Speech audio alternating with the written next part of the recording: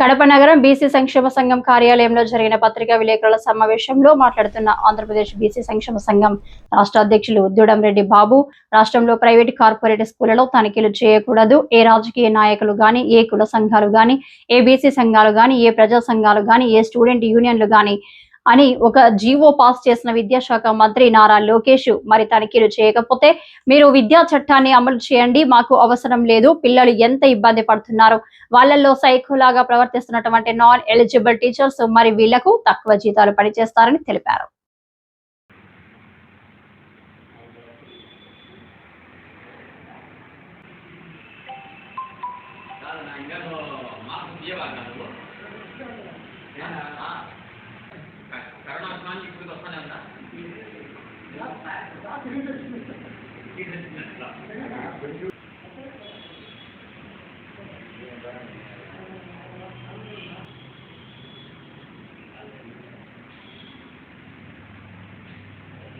అంతే sir.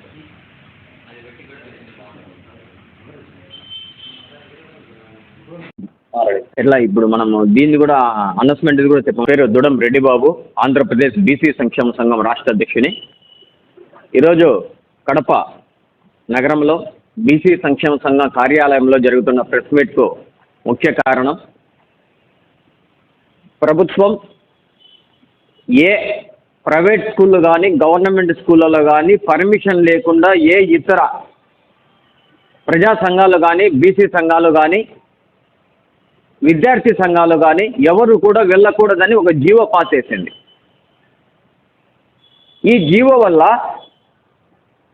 GO pass చేయడం వల్ల గవర్నమెంట్ ప్రైవేట్ స్కూళ్ళు, కార్పొరేట్ స్కూళ్ళకు అంతో ఇంతో భయము, వాళ్ళు వచ్చి చెక్ చేస్తారు, ఈ విద్యార్థి సంఘాలు వస్తాయో లేదంటే బీసీ సంఘాలు వస్తాయో లేదంటే ఇతర సంఘాలు వస్తాయని కొంచెం భయం ఉండింది. అది కూడా లేకుండా విచ్చలవిడితనంతో ప్రైవేటు కార్పొరేట్ స్కూళ్ళు ఫీజులు కానీ, బుక్స్ కానీ, యూనిఫామ్స్ కానీ విచ్చలవిడికి అమ్ముకునే దానికి ఈ ప్రభుత్వం వాళ్లకు లైసెన్స్ ఇచ్చినట్లు జీవో పాస్ చేసింది. ఇది ఎంతవరకు సమంజసం అని గౌరవనీయులు ముఖ్యమంత్రి నారా చంద్రబాబు నాయుడు గారిని, అలాగే విద్యాశాఖ మంత్రి నారా లోకేష్ గారిని ప్రశ్నిస్తున్నాం.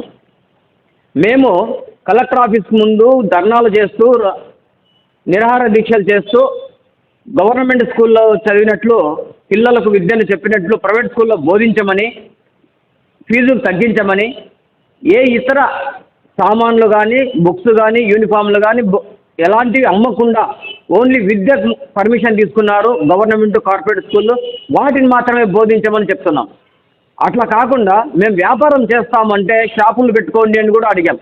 మరి గవర్నమెంట్ కళ్ళు మూసుకొని నిద్రపోతుందని అడుగుతున్నాను విద్యాశాఖ మంత్రిని, అలాగే కడప డిఓ గారిని, రాష్ట్రంలో ఉన్నటువంటి డిఓ ఆఫీసర్లందరినీ కూడా మీరందరు నిద్రపోతున్నారా? అంటే మీకు గవర్నమెంట్ ఒత్తాసు ఇప్పుడు పలుకుతోంది. అంటే ప్రతి ఒక్కరికి ఇక్కడ జరిగే కుంభకోణంలో 10 లక్షల కోట్లు కుంభకోణం జరుగుతోంది ప్రతి జిల్లాలో. మరి దాంట్లో మీ అందరికీ వాటాలు ఉన్నాయా?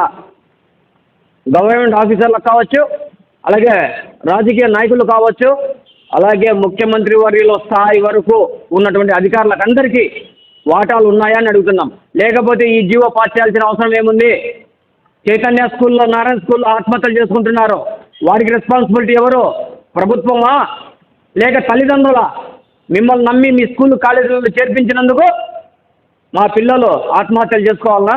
మీరు పెట్టే టార్చర్ వల్ల, మీరు పెట్టే ఫీజులో అధిక శాతం వల్ల, మీరు చెప్పిందే చెప్తూ అన్క్వాలిఫైడ్ టీచర్లను పెట్టుకొని వాళ్ళకు ఎటువంటి అర్హత లేకుండా ఎంబీఏలు చేసిండారు, టీచర్ ట్రైనింగ్లు చేసిండారు, బీకామ్లు చేసిండారు, ఓన్లీ ఇంటర్మీడియట్ డిగ్రీ క్వాలిఫికేషన్తో మీరు స్కూళ్ళల్లో తక్కువ ఫీజులకు వస్తారని, తక్కువ జీతాలు ఇవ్వచ్చని అన్క్వాలిఫైడ్ టీచర్లను పెట్టుకొని వాళ్ళకు వచ్చిందే వీళ్ళకు చెబుతూ వీళ్ళని టార్చర్ చేస్తూ చదివించిందే చదివించి బట్టి కొట్టించి వీళ్ళు ఆత్మహత్యల కారణమవుతున్న Narayana, Chaitanya, private corporate school అన్నిటి, ఇక్కడ సెయింట్ జోసెఫ్ కాలేజ్ స్కూల్ కూడా మరీ వరస్ట్గా తయారయ్యాయి.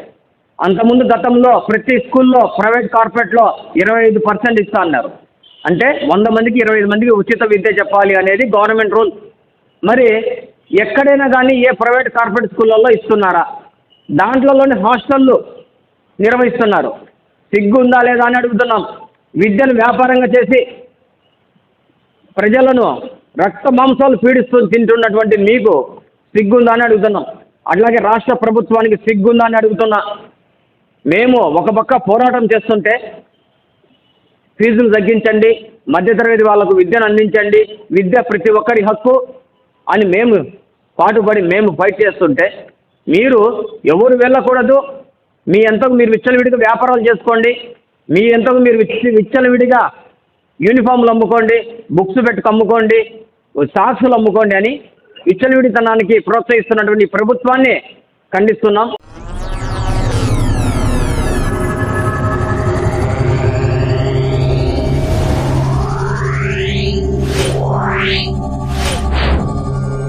Yeah.